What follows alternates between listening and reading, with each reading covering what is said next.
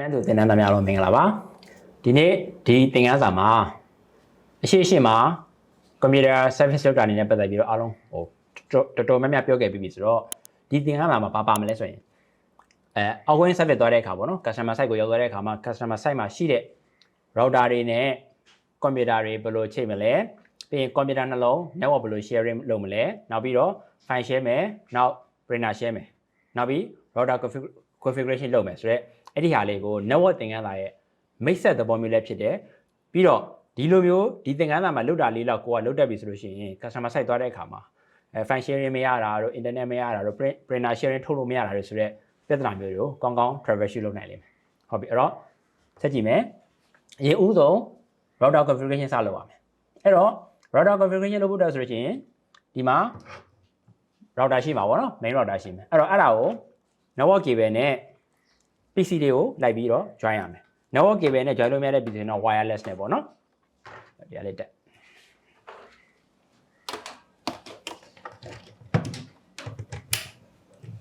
အဲ့တော့ဒီမှာသွား LAN 1 2 3 4ရှိတယ် network ၄ခု join လို့ရတယ် router တိုင်းမှာ LAN ၄ပို့ကပုံမှန်အဖြစ်ပါလေးရှိတယ်ဘာဖွင့်ထားတယ်အဲ့တော့ဒီမှာသူကဒီ network icon လေးက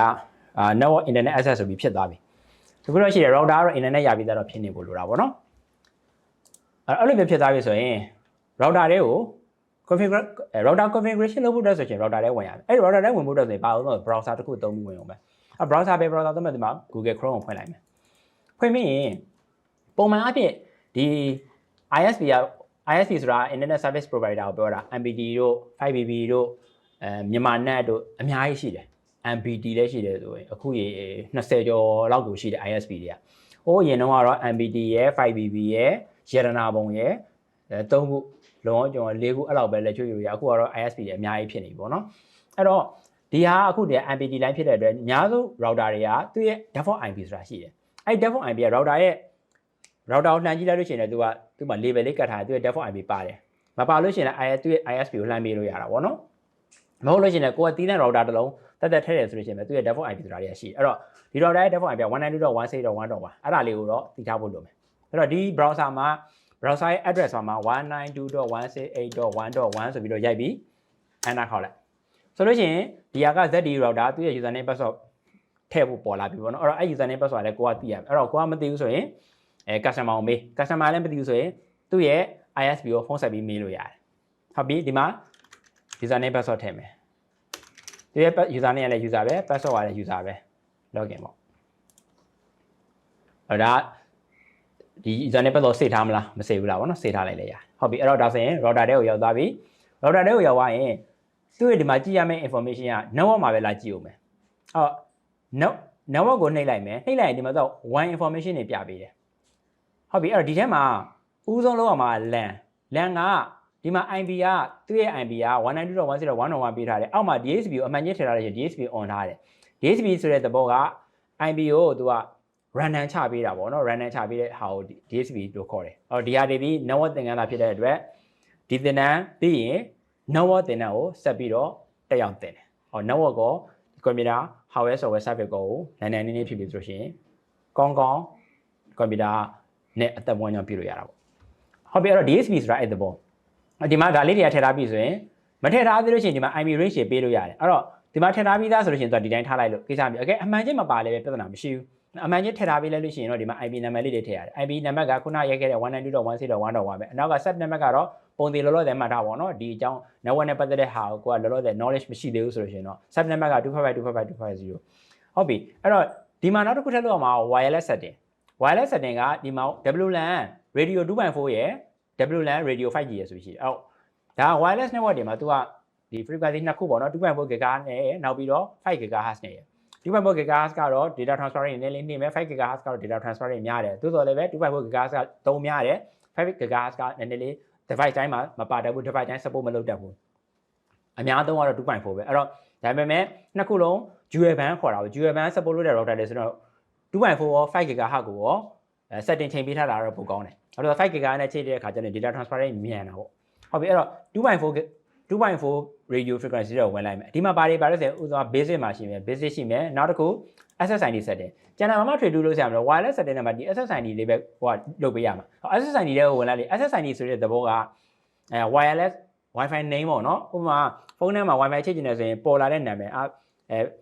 office နာမည်လေးရှိမယ်ပြီးအဲ့ဒါလေးကို click နှိပ်ပြီးတော့မှ password ထည့်ရအဲ့ဒီ office name လေးအဲ့ဒါ SSID ကိုပြောတာဟုတ်ပြီဒီမှာ SSID name ပေးရအောင် SSID name ကို SSID name ကိုပြမယ် L2E MYAMA ဆိုပြီးတော့ပေးလိုက်မယ် SSID name ဟုတ်ပြီအဲ့ဒါပြီးရင်သူ့ရဲ့ security ကိုသွားမယ် security ဒီမှာ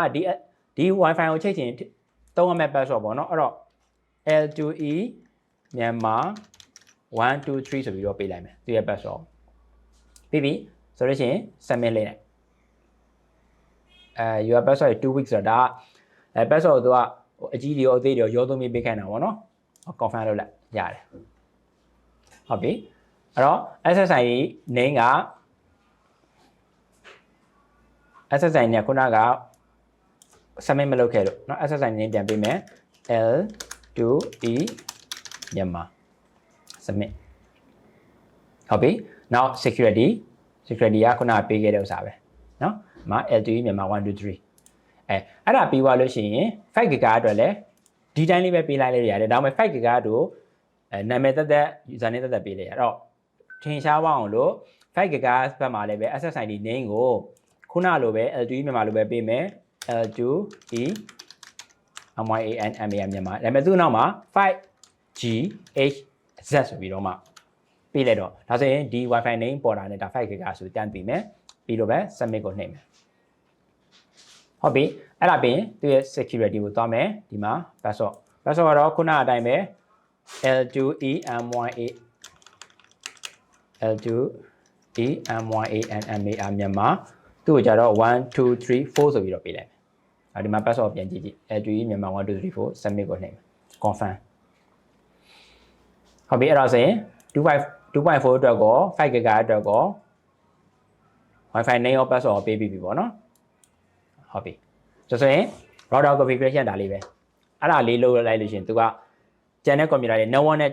ထိုးတဲ့ computer တွေလည်းပဲ network မိသွားမယ် Wi-Fi နဲ့ချိတ်ချင်တဲ့ဖုန်းတွေ laptop တွေအတွက်လည်း